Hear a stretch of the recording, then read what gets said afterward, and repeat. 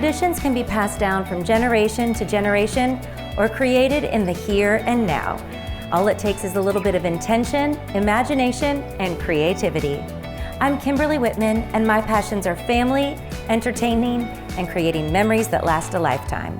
Join me now for Styling the Seasons.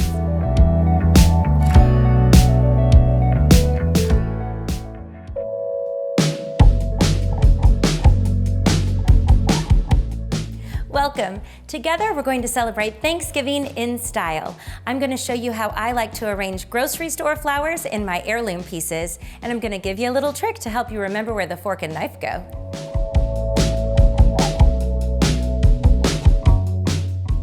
I love arranging my own floral centerpieces for family gatherings around the table, and I have a few tricks that can make it really easy for you. First of all, avoid glass containers. Although glass vases are very easy to find and readily available, they're very unforgiving because you can see everything that the stems are doing underneath the water. And you have to be a real master florist to make that part look good. I like to use heirloom pieces that I have. First of all, because they're meaningful to my family, and secondly, because they hide all of the mess that my flowers might make under the water line.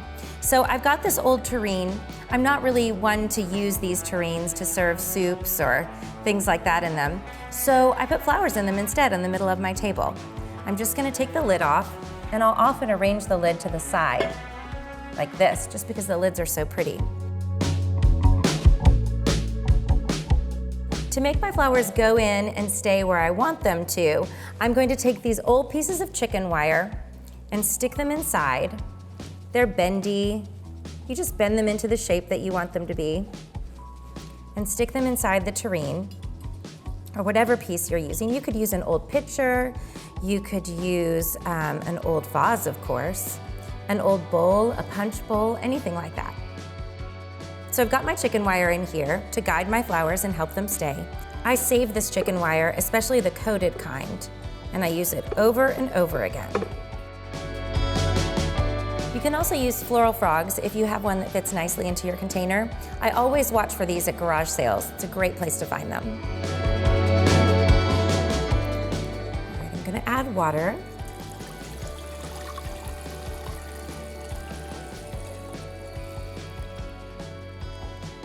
I'm also going to add the floral food that came with the roses that we got at the supermarket. They really just help the roses live a little bit longer. I'm gonna start adding the roses in little clumps of color. I chose a color palette that matches my tablecloth and plates, and I'm gonna put them in here like in little clumps of odd numbers by color for kind of a young, cool look. When you're preparing your flowers to stick them into your arrangement, you wanna make sure you remove any leaves that are gonna be below the water line. So I'm gonna take these low leaves off right here. That's because I want to keep my water as clean as possible so that my arrangement lasts longer. And if there's leaves or anything in the water, it's going to get murkier faster. You can also remove any unsightly petals that just don't look as good. Then when you go to cut your stem, you're going to cut it at an angle like this. That way, when the flower goes into the water, there's still space for the water to go into the stem. That's where they drink from. If you cut it straight and they go down into the vase like that, they don't have a way to get any water. I'm just sticking it in between the chicken wire.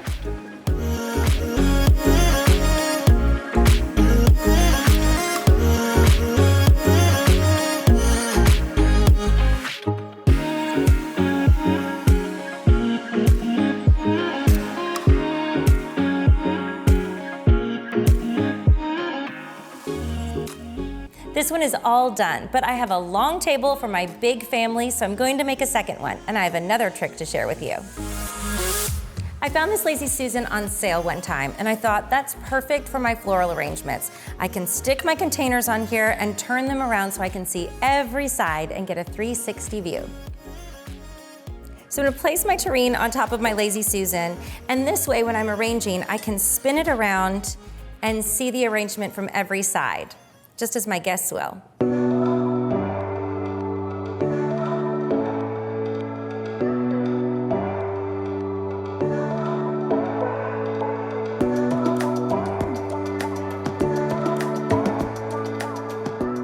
think this arrangement is ready to go to the table. I love to get my children and some of the younger family members to help me set the table. And one of the things I love to teach them is a little trick that helps me remember if the fork goes on the left or the right and where the knife and spoon go. I have to do this every time I set the table. I have to remind myself of this little trick. So we always can remember that the fork goes on the left of the plate because fork has 4 letters in it and the word left has 4 letters in it.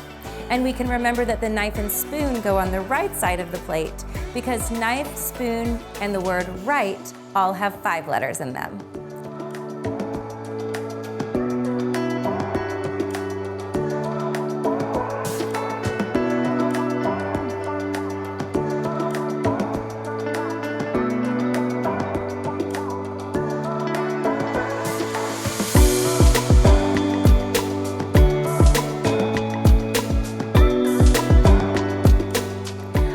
Enjoyed getting a peek at the way we celebrate Thanksgiving, and I hope it inspired you to style the seasons in your own unique way. To whatever you celebrate, happy styling!